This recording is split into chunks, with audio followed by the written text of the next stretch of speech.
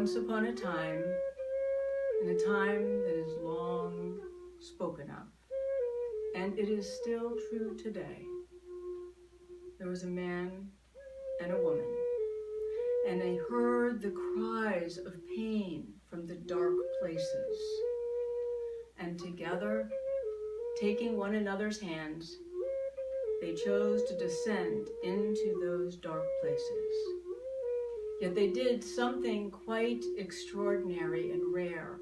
They kept their hearts open, even though there was a temptation to close them, because the pain was so deep and so harsh and so unending. And yet, they went on this journey.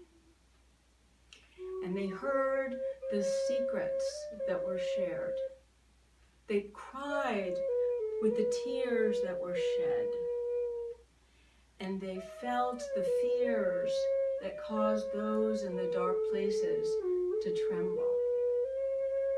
And as they walked and spent time with all those that they found, their heart's presence offered in full, open-hearted ways, renewed and companioned those that they encountered. It was a bold journey and a profound descent. And after a time, it was time. They knew they could not remain in this dark place forever, for there were other things to attend to. And they had also become aware that on their journey, their own hearts had suffered pain, and their hearts needed renewing. But how is that to be? How to renew their own wounds in their hearts? And yet, taking one another's hand and taking leave of where they had been, they began their own ascent, holding their own wounded hearts. And as they began their ascent, they heard a sound, some notes from the singer of songs, and they became curious. And as they rose a bit more in their ascent, they were met by a guardian of hearts. And the guardian of hearts pulled them aside from their immediate ascent and brought them into an oasis. And there in the oasis was a circle. It was a circle of people, some they knew and some they didn't know, meditating and chanting in a circle. And as they looked, the circle was like a rippling spiral, wider and wider and bigger and bigger. And they wondered, what is this? And yet without words, they were ushered into the center of the circle.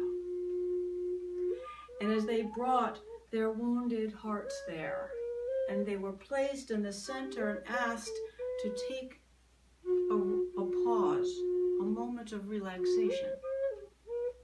With no words spoken, hands reached out and touched their shoulders, and their heads, and their hands.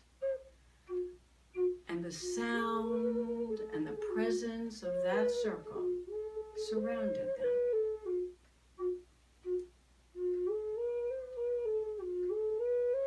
One could say they were tended. They were tended by those they knew and those they didn't know. And as that occurred, a great secret was revealed, that unbeknownst to them, they had not gone on that descent alone.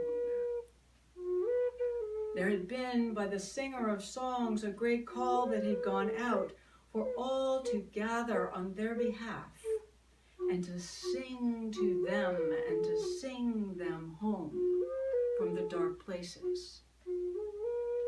For it is told, it takes a village to tend to a broken heart. It takes a village to soothe the soul. And in this we offer a village present to you. For when one goes to war, we all go to war.